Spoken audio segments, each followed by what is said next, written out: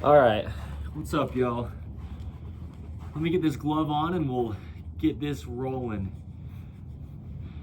It feels like it's been a while, because it has. For the main side of In The Image Clothing Company, I've been doing videos for the other two sides of the company, but okay, I'm gonna squat because the camera is where it is. My name is Evan Strong, the founder of In The Image Clothing Company, a clothing company where we address the human body's natural function, coming at it from the skeletal system, because the fat content comes and goes at different times in our lives, and so does the muscle mass. But the body really is about the skeletal system and its natural position, and then we do everything from there that we do in our lives. We are called In The Image Clothing Company because we are all universally designed in the image of our living God, who is Jesus Christ. So, the things we discuss apply to every human on the globe, and they always have and they always will.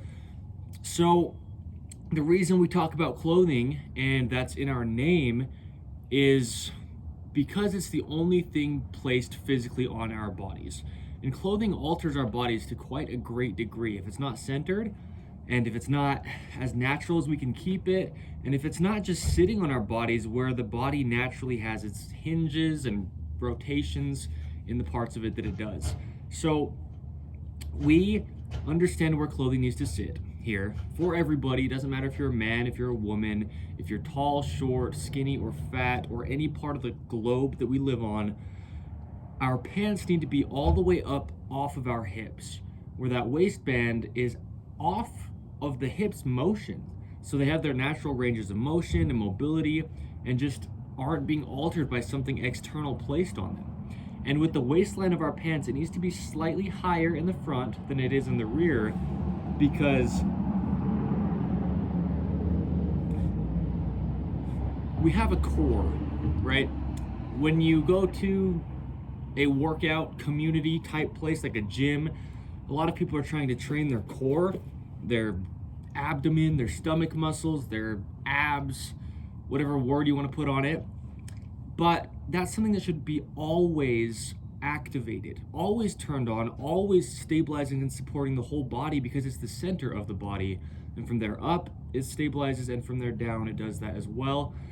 So in order to keep that just constantly activated, when there's something external placed on our bodies, the angle of the waistline of our pants needs to be higher in the front, and just a little bit, just enough to where it's not in any way pulling on the pelvis to elongate those muscles in the front we're trying to get to stay contracted.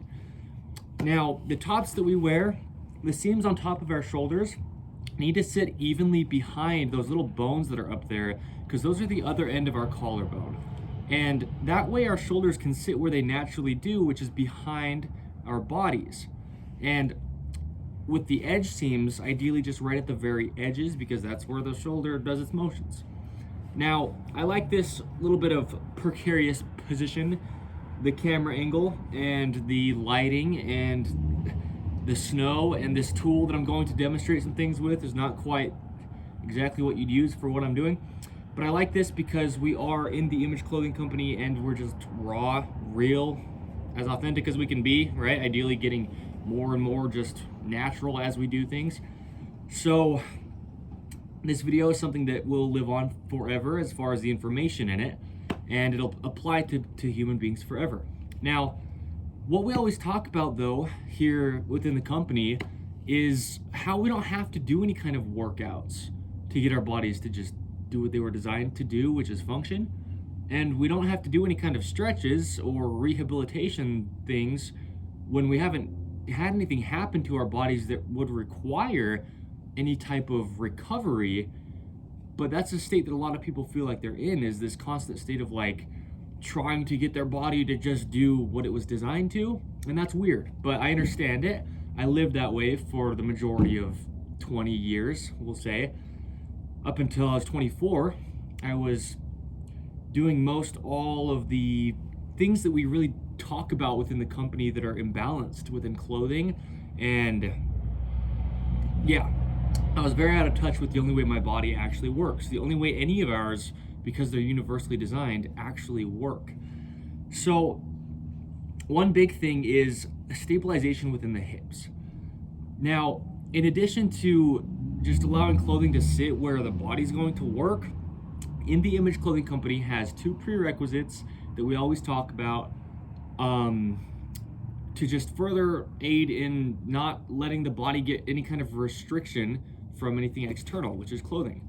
So the first one is our shoelacing technique, which is found wherever you find us, anywhere and everywhere you find us online, and just looking up In The Image Clothing Company. With that is to tie our shoes evenly over toward the inside, okay? And all that does is just allow the feet to be unaltered. That's all that it does. Nothing extra special, just it shapes the shoe like our feet. And then the second one that we have as far as prerequisites go is removing all tags from our clothing, because anywhere a tag is within clothing is causing a gap. It's altering the way the body's going to work, and that includes within the shoes as well. It's either going to alter potentially the dorsiflexion or plantar flexion of our ankle, or those gripped arches that are naturally within our feet that get allowed to just be what they are because of our shoelacing technique. So let's get into this. The big thing with our shoelacing technique is, as I mentioned, it's nothing to do with us as a company, and I've said that since the beginning. That's just what it is and how it is. But it is the only shoelacing and tying technique combination of the two that you can do that will just allow the shoe to not be shaped differently than your foot, okay? So what happens is just about every shoe that anybody wears that they've just bought from somebody or had for quite a while, or they've put laces in themselves, but maybe they don't know exactly how they need to be laced, just for the human foot's natural function, then the feet are being so altered by shoelaces. That is probably, I don't really know for sure if I can say the biggest thing within clothing, but definitely one of the biggest things. Anytime you're introducing ropes to the body, drawstrings, shoelaces especially, you can get very, very much twisting things, okay? The rotations of the feet, the arches, and then drawstrings, which is not what I'm really talking about right here, but since I mentioned it, I'll give some context. They can take the whole pelvis and go like this, or go like this, and then that takes your whole body from your center, okay? So the big thing is, people don't understand that there's a center to the body. Even if they understand that there is, what I mean is most people are so out of touch with what it means to be centered, what it means to actually stand with evenly distributed weight, with arches of the feet gripping inward as they naturally do, and with the pelvis in its natural, like, posteriorly tucked position to where it's neutral, like how I am now. My pelvis is tucked underneath me, and that's what's allowing my whole body to just work as a whole, right? And I can talk with my hands up here, and I don't have to feel like there's fatigue in my shoulders, because my core is what's actually supporting my shoulders. But that's only allowed to happen if my feet are the foundation being allowed to be, because of the shoelacing technique. Really, I mean, we just talk about universal truths. This will always be the way that human beings have to be within clothing, just to be allowed to operate the way that we're designed to, just as a mechanical machine. So when people do what's called unilateral movements, that's what we call things that are one-footed.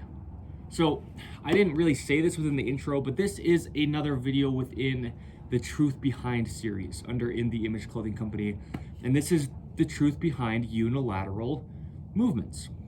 Now, I'll do a demonstration of what a unilateral movement would be, like a lunge, right? So you step forward, there's a lunge, that's one leg doing something different than the other leg, and then the other side, same thing.